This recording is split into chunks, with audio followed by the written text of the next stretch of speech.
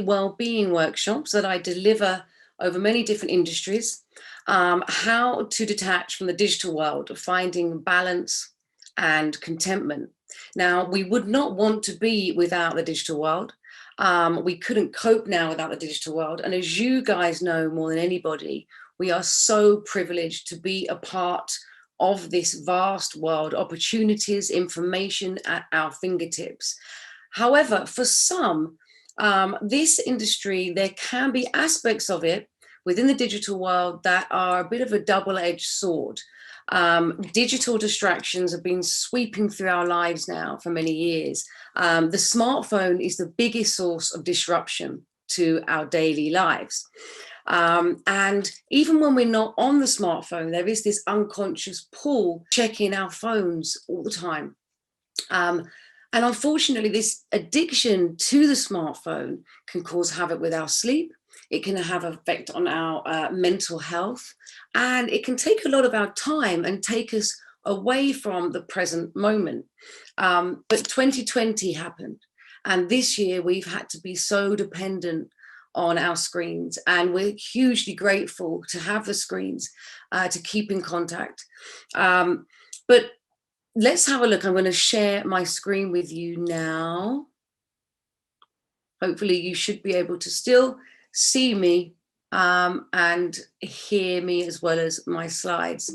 So we're just going to take a look at the digital world, some of the pros and cons. How does it impact us? I'm going to give you some practical guides, some tips to a healthy online diet. And if and when you want to detach from the digital world, how we can do that through a bit of breath work. We're also going to have a look at how mindfulness can really help you. So the digital world, some of the pros and cons from a past workshop, communicating with people at a distance, fundraising, social good, marketing, learning and development. The laws, some of the cons, the laws aren't adequate for application. Access to harmful content for young children and young people. So parents, we really have to educate on mindful use. The screen addiction and inhibiting sleep patterns, and there's many more. So some stats here for you. 95% of households in the UK have a smartphone, on average about 3 to 4 hours a day. 1 in 3 people check their phone during the night. This is from the BBC. The International Data Confederation states that 80% of people are checking their smartphones in the first 15 minutes of the day, and 30% are using it on the toilet. Come on, you know you're guilty of that one. The cyber psychologist, Dr. Mary Atkins, states that we now check our phone about 200 times a day, every 7 minutes, sometimes more. And 1 in 3 adults have argued with their partners about phone usage. And this is a shame. Many magic moments are being missed here, guys. Sorry, couldn't resist. So let's just have a look now at smartphones and mental health. Now, it's old news now that the phones are affecting our psychological well-being at times. There's many connections and links between even social media and mental health. A few more stats. Just have a guess here. The average age for a child to have a phone now is, what would you think? It's 7 years old. That seems pretty young, right? How many people would you think in the UK per year end up in A&E at a mental health crisis? So self-harm, attempted suicide. This is from a documentary called The UK is Losing It on Channel 4. And there were many young people being interviewed in these mental health units, and nearly all of the shots I noticed there was screen time there or on the phones. So it's 25,000 young people end up in A&E at a mental health crisis. 24% of 3 to 4 year olds have their own tablet, and 15% are taking those tablets to bed with them at night, sleep.org. So with young people, with children as well, 71% of boys, 5 to 15-year-olds are clocking up 14.5 hours per week on online games. That's just the games. That's not on phones or even at school or for homework. Girls, 7.5 hours, plus the TV and phones, as I say. So you're 71% more likely to commit suicide if on a device for 5 hours or more a day, npr.org. So, as I mentioned, I think we all know now there can be, for some of us, social media with mental health links between challenging our mental well-being. And, social media platforms, I saw The Social Dilemma on Netflix recently, and it was talking about how social media platforms started off as tools-based environments, and have now over time switched to very manipulative and addictive based environments. And they said in the documentary, social media platforms erode the social fabric of how society works, exploiting vulnerability in human psychology.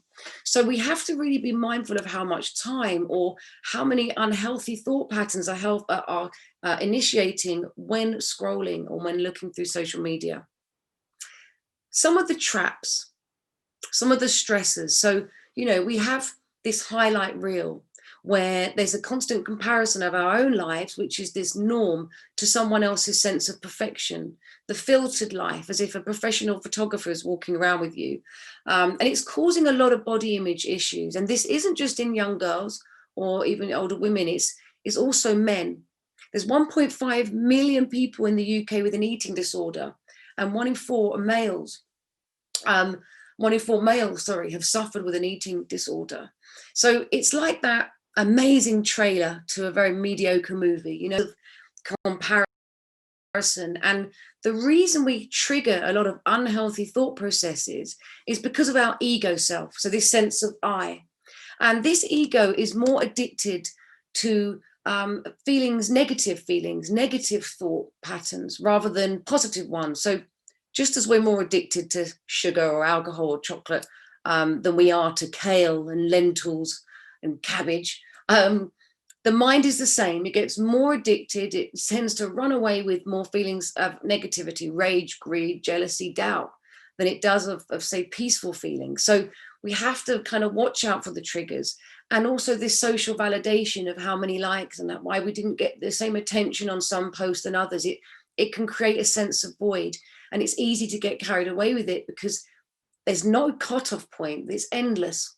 The FOMO, the fear of missing out, and this constant need to be online, political polarization, fake news. And there's more anxiety and depression in young people than ever before. So this is taking off of the Social Dilemma, Netflix. So if we have a look here, this is in the US, but these generations of children to have a smartphone in middle school, primary school, between 2010 and 17, between 15 and 19-year-olds, the suicide rate went up 70%. And between 10 to 14-year-olds, suicide rates went up 151%. So these statistics are very, very worrying. So I don't know whether you knew or not, we have these 4 different brainwave states. And our screen time is affecting these different brainwave states negatively. As you can see, we have beta, wide awake, and delta is when we are asleep. And then these other 2 brainwave states, alpha and theta, are in between. Alpha is when we've just woken up or we're just about to fall asleep. And theta is that in and out of sleep. And both alpha and theta are states for accelerated learning, that kind of relaxed awareness like meditation or hypnosis. And they're very important when it comes to learning and when it comes to our concentration levels and our focus.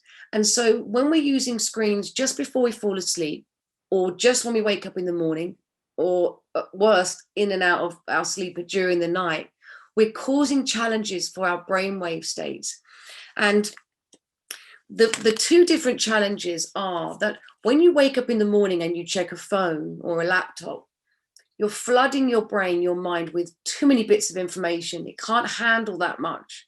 The cognitive load is too great. So you're rewiring your brain to be distracted, because when we scroll or go from messages to messages or emails to tweets, we're putting too much pressure. We're multi-thinking, multitasking. So it's like waking up in the morning and going straight to the fridge and then just binging and eating everything in your fridge. We wouldn't be able to do it. We would vomit. We would be ill. It's like waking up and picking up a really heavy weight over and over again. You cause yourself an injury. So this is what we're kind of doing to our mind. It's mentally weakening rather than mentally strengthening. So the other thing is, the other challenge is that these brainwave states, theta and alpha, are the most impressionable psychologically, kind of well-being way, emotional wise. So it's like when you wake up in the night thinking about something that's going on in your life, and it seems so much harder to bear and to gain perspective with, rather than when you wake up in the morning and you get on with your day and you think about it again. When you wake up first thing in the morning in alpha, or in the night in theta, it's more impressionable emotionally. So when you wake up and if you read a bad bit of news, something harrowing, or you watch something harrowing or scary just before bed, you're going to be affecting the brainwave states. You might wake up and read a message and it puts you in a bad mood for the whole day.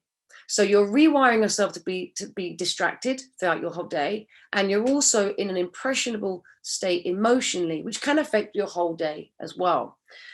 So in other words, you could be lowering your concentration, lowering your mood, and you're not setting the right intention of the day. So if you can take anything away from this, and I think they were Dr. Marina in the sleep clinic yesterday also mentioned about the blue light and reducing melatonin and how screens can affect your sleep. And I always get the same thing, but my alarm clock, but I want to hear a phone call. And, even if you have it outside your bedroom, flight mode, Wi-Fi off, so you can hear the phone if it goes off, but try and get the screen out of the bedroom and get one of these bad boys. So the digital dopamine denial.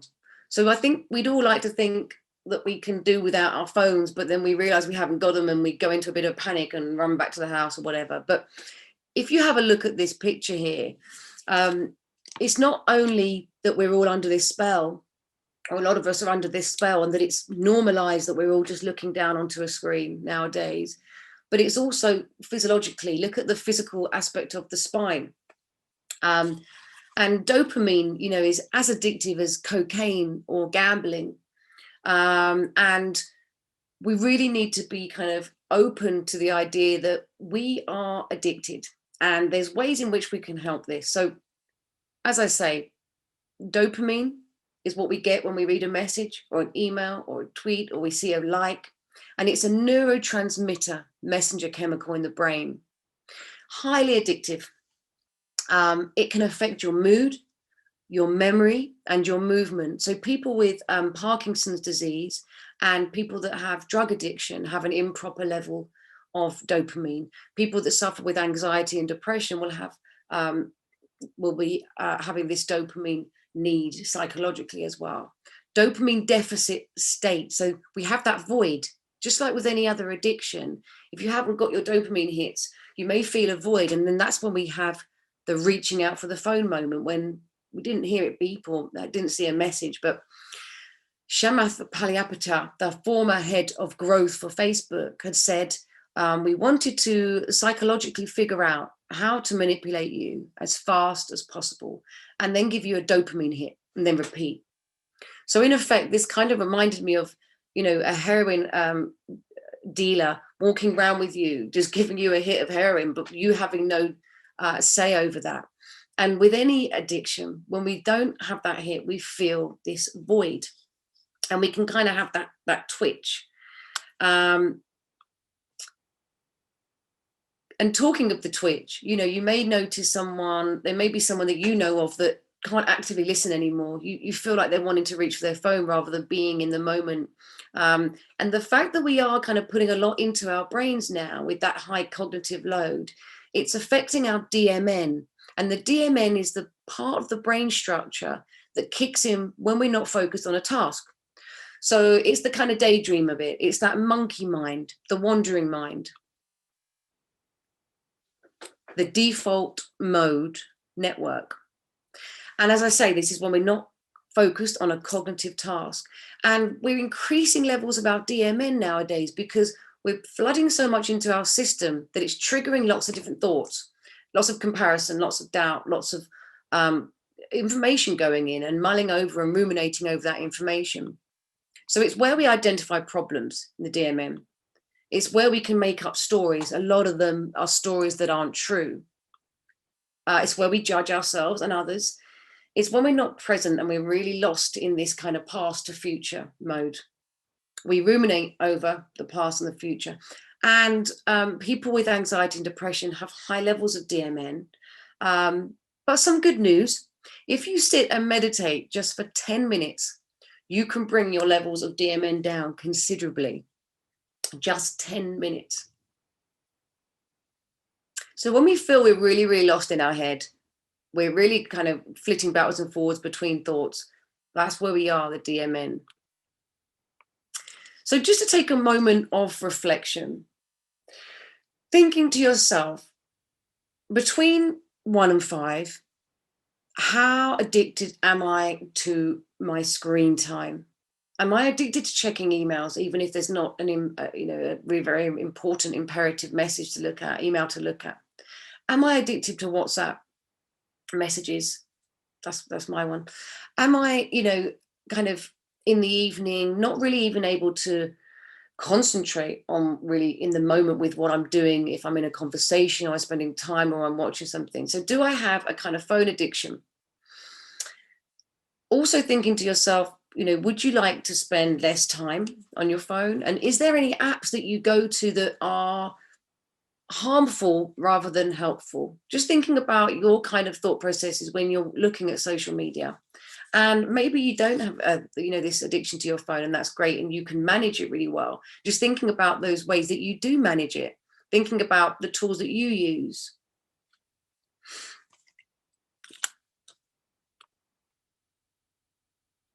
So just wanting to we're going to just update ourselves on the dangers that we've spoken about. I'm going to give you some practical tips, some how-to guide of kind of entering into social media and screen time mindfully, and also things that you can just incorporate into your daily life if you need to detach and when you need to detach.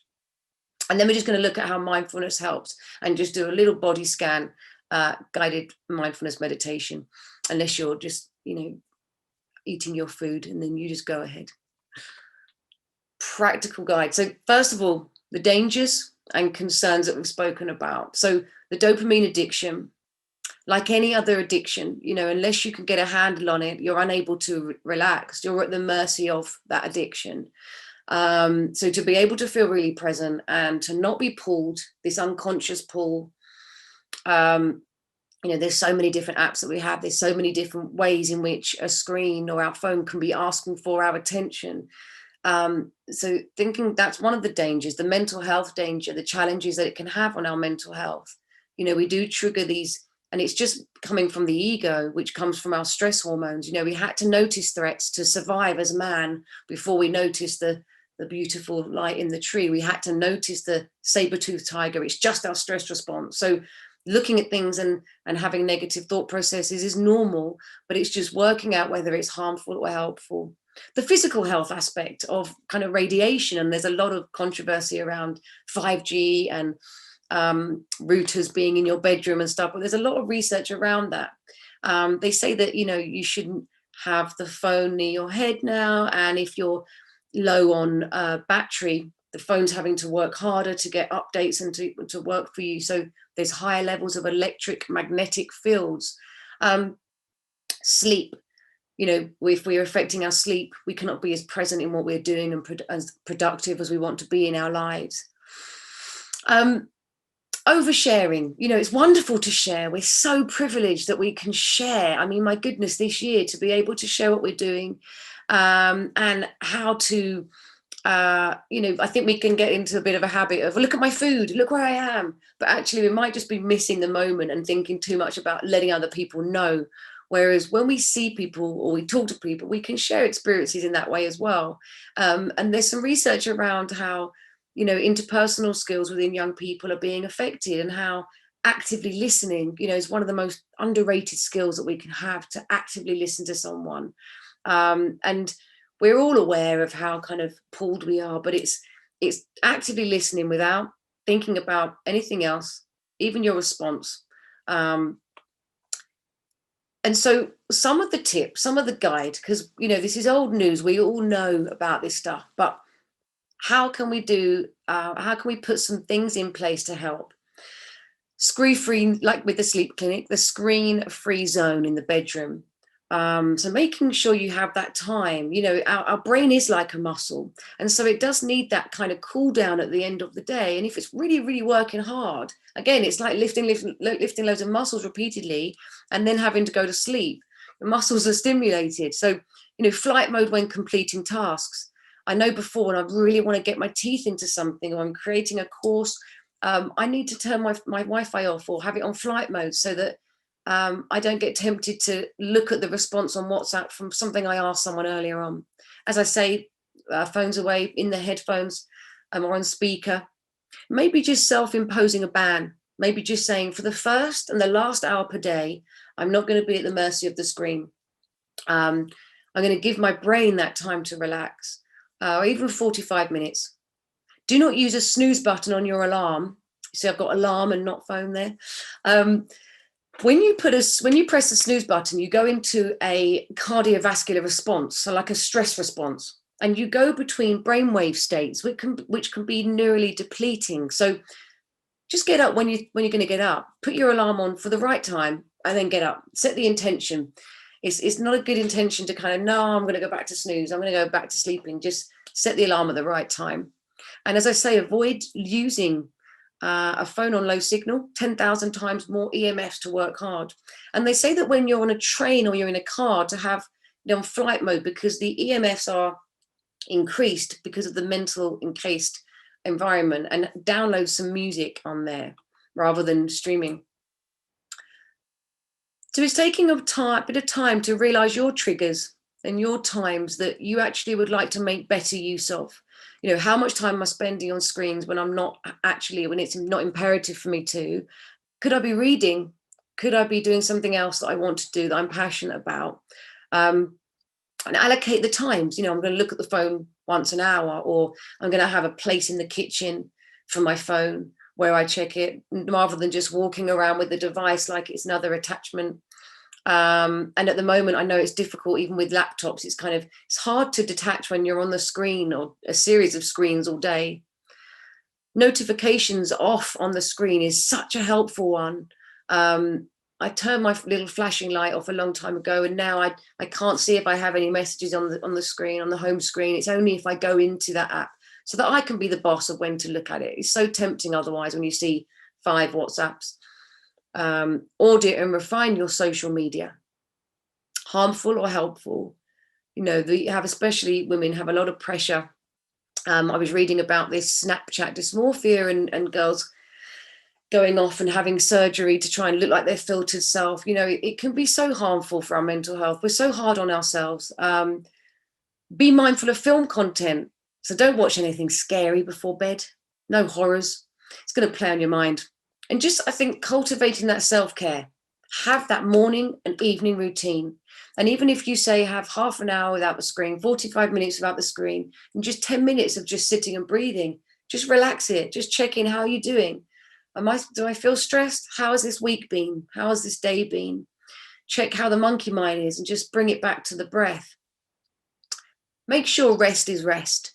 My brother's girlfriend was telling me she's not having social media on her phone at weekends now, and she feels like she can really enjoy her weekends a little bit more. And you may not need to do something that extreme, but it's just kind of working out what helps you. Another good one is just to be careful of ordering things on your phone. I've done it many times and thought, I don't even remember doing that. Did I do that? It's like it's not real money. Check it out. Check your bank balance first. Do it on a bigger screen. Have a look at the description of the item first. So there's just a couple of the best ones from that. Some of those might have resonated with you, or tools that you can use. But for me, these ones really work. It's just giving myself that 45 minutes at the beginning and at the end of my day without a screen. The habit breakers are testing yourself. We're very impatient now as beings. We can have everything at the click of a button at our fingertips, and it can be good to say, do you know what, I can feel like I want to go and scroll, or I can feel like I want to just get lost in, but do you know what, I'm going to leave it a little bit, I'm going to do something else. And a really good one is, as I say, having that specific place for your phone in your house, and then you notice how many times you're maybe drawn to going off to checking it. I've got two really good breathing exercises. Now, breath work is getting more and more popular, but these two exercises really help us to come back to the present moment. It's a bit of a wakey moment. One of them is to increase energy, Kapalabhati, and one of them is to reduce stress hormones and get us ready for sleep.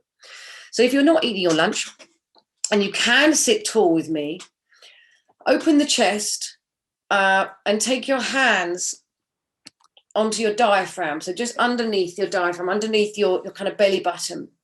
And as you are breathing in, I want you to take a little breath in. Now, when you breathe out, your hands should come in. So your hands are coming in to your tummy.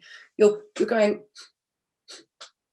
So the breath is coming out and the hands are doing the opposite. They're going in. You're contracting your stomach muscles, which is going on, which contracts onto your spleen and which releases toxins. This can lift your energy and really make you feel alive and focused. A great one for in the morning. So as you breathe out, you want your hands to be contracting back. And if you can do these in cycles of, say, 30 or 40, and you can get really quick at them, it's very cleansing. It reduces stress, increases circulation, cleanses the lungs, improves digestion and helps weight loss, and improves your focus and presence. So that's hands on the tummy. As the breath comes out, you can forget about the in-breath. That sorts itself out. And then when you've got no more air, take a big deep breath in and start again. The other one is just taking one thumb over your nostril, having two fingers in the middle and another finger waiting here for the other nostril. And you breathe in for 4 breaths. And then you cover. And then you exhale for longer, 6 breaths on the other side. Exhale 1, 2, 3, 4, 5, 6. Then you breathe in the same side that's uncovered. 1, 2, 3, 4. Cover and hold.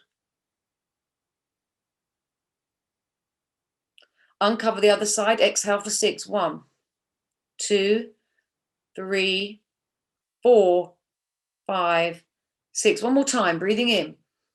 2, 3, 4. Hold. 1, 2, 3, 4. Exhaling. 1, 2, 3, 4, 5, 6. So before bed, that's a really good one to just make you feel a little bit sleepy, and bring the mind to a bit more to a space of calm and bring stress hormones down. Really good for the sinuses. Also. So let's just talk a little bit again about mindfulness. Hopefully you've seen the morning sessions with me. I hope you enjoyed those. It's just that we are so mindful all the time. The mind is full, and we want to empty some of the thinking, create a bit of space. But when you're living with mindfulness as a practice, you can recognize your patterns of thinking easier. So you can, take yourself from obsessing and attaching and then reacting to, accepting and observing and then responding. It just makes you a little bit more in control. You realize when you're not present. You realize when you're in the monkey mind, or when you're tempted to go off and just be in a space of kind of unconscious scrolling. And you can get so many good things and benefits from social media.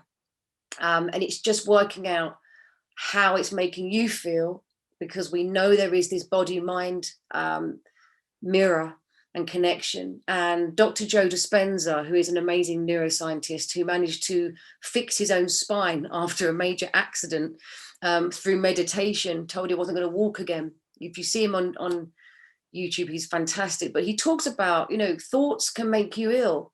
Thoughts can change the physiological balance in the body through stress hormones, and stress hormones can cause cortisol, and too much cortisol can cause disease. So when we are strengthening these negative thought patterns without us even knowing we're doing it, we are releasing stress hormones that can be very harmful. But he also says if thoughts can make you ill, thoughts can make you well. And if we can counteract this default with more positive thoughts, or by practicing gratitude, it's not woo-woo or wishy-washy. It's just, I'm thankful for this morning. I'm just thankful for being here. I'm thankful for my home. I'm thankful for my family. And then when we sleep, we say the same. And we're cultivating and strengthening positive thoughts processes, which hopefully, when we're going through hard times, are more the default than the weakening ones. So, thoughts do affect our health. And when you practice mindfulness and meditation, you're more aware. So it helps you to detach, helps you to create space and reduce stress. And of course, really, really helps our sleep patterns. And as we learned from the sleep clinic, we need our sleep to be able to feel present and then the next day. And mindfulness will really help us to do this. So I'd like to take a little body scan with you, something that you can just do so simply. We're just going to take some number counting, very simple, and then we're going to take a body scan. And that's a really good way before you go to sleep at night and first thing in the morning, just to check in, do your counts, do your body scan, and then you're ready for the day, or you're ready to sleep. You don't have to twist your body up like some kind of pretzel, your legs up, and you don't have to be a yogi to sit and meditate. You can lay, you can sit on a chair, you can sit on cushions. It's completely up to you. You just have to be comfortable, not too comfortable, because then that may make you go into a relaxation and fall asleep. But let's just take our body scan together, sitting nice and tall. And I can invite you to close the eyelids, or you can just look down to the floor. And I want you just to first notice any tension in the face, the jaw, the eyelids, the tongue, and just release on your next exhalation. The shoulders are relaxed, just scanning down to the chest, any physical sensations in the body, just noticing, just becoming aware. The arms and the fingers, the tingling in the fingers, noticing the energy, just circling the body. Maybe see if you can connect to your heartbeat. And noticing any tension around your hips. Down to the legs and to the ankles. To the feet, grounding in the feet. Just imagine growing roots down from the feet into Mother Earth, connecting us to all living creatures and beings. Taking in the Earth's resources. And I want you just to now, we're going to count from 1 to 10 with a breath in between, and then go from 10 down to number 1. So we count in our mind 1, and then we inhale, and then we exhale, and then we count silently to ourselves 2, inhale, exhale. Now you keep going until 10, and then come all the way back down to number 1.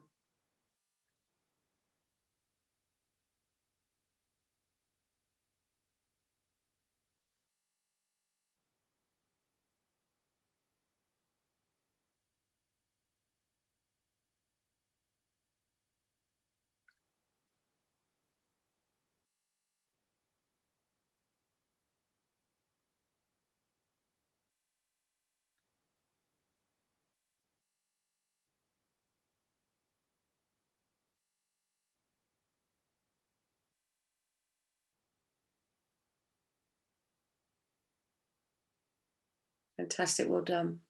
And each time you're counting or bringing yourself back to your breath, you're strengthening that ability to be more in control of your mind. And taking a slightly deeper breath in and just opening the eyelids.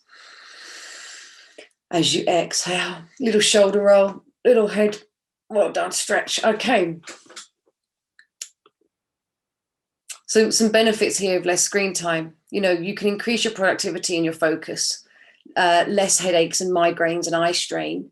a bit more free time, improve your mental health, improve your sleep, interpersonal skills, social behavior.